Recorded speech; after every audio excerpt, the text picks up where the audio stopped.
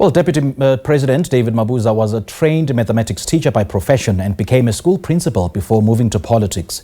He was the chairperson of the South African Democratic Teachers Union from 1988 to 1991.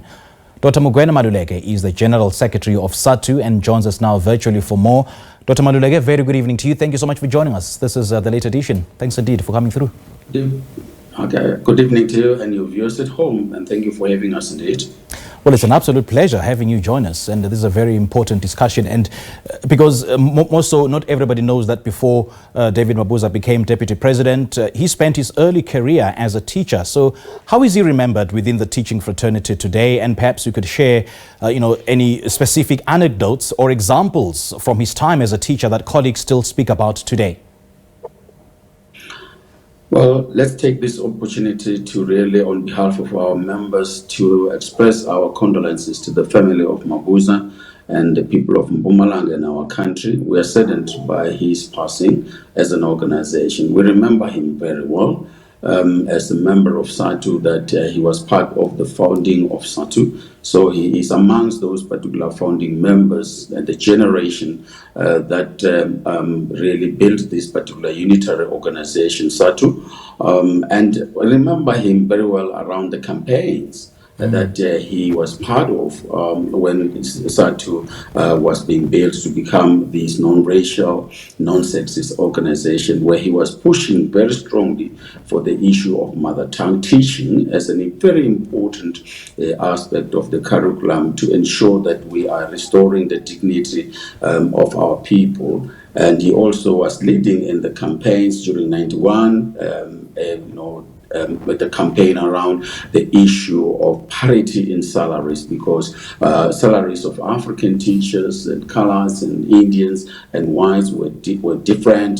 Salaries in homelands were also different, and then he led that particular campaign. It was a very difficult campaign because the police then, because they were still serving the regime, terrorized him and his colleagues when he was busy campaigning. He would never got tired because he was a fearless leader, a very humble person, but very assertive in terms of what he believes in. And indeed, during that particular negotiation and the campaigns, the issues of salary parity in salaries were addressed. But not only that, we remember very well that he led a campaign around the issue of women empowerment, but also equity in terms of women in our education system, where the salaries of men and women were different. And he campaigned very strongly and fiercely so, without fear that he would be sent to the jail by the apartheid government.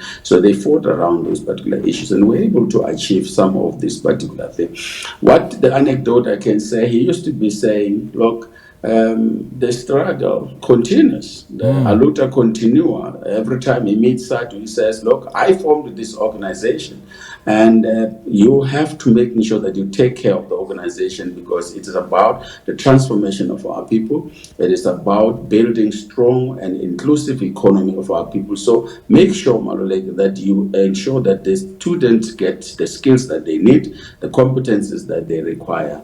Stand firm around that. But also, when we met with Dr. Maluleke, you've just touched on the transformational element of his tenure within SADTU. I mean, would you say that he had a transformational impact on learners' lives during his teaching years? And please elaborate, if you can, about the ways in which his role as a teacher influenced the community he served back then. Yes, as an activist, he was not a person who feared to tell the student the truth about how to use mathematics as part of a struggle. In other words, making sure that people confront issues from a logical point of view, even in the struggle, to then say, for us to be able to execute the national democratic revolution, we need people who can think critically and be creative and innovative.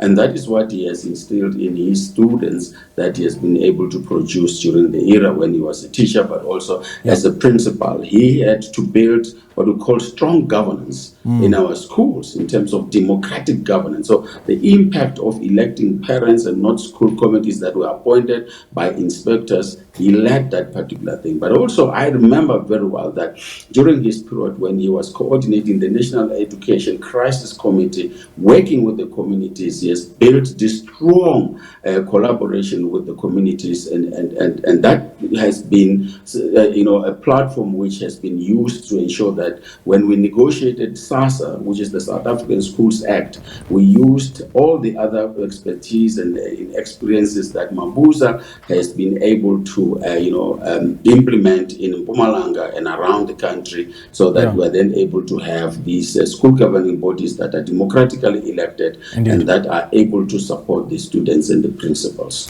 And I see that SADTU often advocates for better teacher development and working conditions. Dr. Maluleke, I'm quite keen to know if during his political career, did he perhaps advance any policies rooted in his understanding as a teacher? I mean, put differently, what's your overall reflection perhaps of his enduring legacy as an educator? And I'm asking this because some critics questioned his tenure as MEC for Education in the Mpumalanga province. How do you reconcile his performance then with his personal identity as a teacher and unionist before entering government?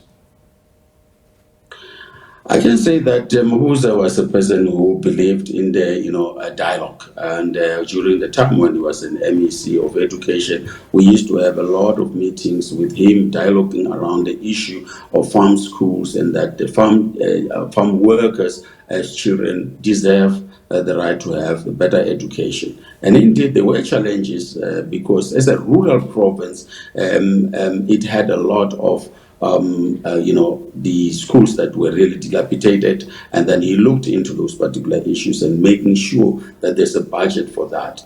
And started building these particular schools. One has said that he started building boarding schools as a solution to the problem that the farm workers were facing and so forth. So I can say that during his period, we can say there were challenges around the curriculum, which he believed in teacher development. He executed a number of campaigns around the issue of ensuring that the teachers themselves are given the autonomy in the classroom to ensure that they are able to make professional judgment and obviously be collaborative and collegial in their teaching. Despite that, we had a standardized education system that was schemed and so forth. He had made sure that we are able to use the experience that he has of thinking out of the box and making sure that as a teacher you do research and encourage those particular things to the young ones that were joining teaching and so forth. So I can say that we have lost a leader, we have lost an activist, a teacher for life, because he believed in education, that education is a liberating tool, and therefore if we use it, it is powerful, that it can be able to transform our situation. So there are many problems in our country, and obviously it takes long for us to transform things that have been created for 360 years. Dr. Mugwena Maluleke, great chatting to you. Thank you so much for opening our eyes, to an aspect of a life of David Mabuza that not so many people knew. Thank you so much for joining us this evening. Thank you. Well, Dr. Mugwena Maluleke is the General Secretary of SADTU. He was just joining us virtually and sharing his reflections on David Mabuza's legacy as a teacher.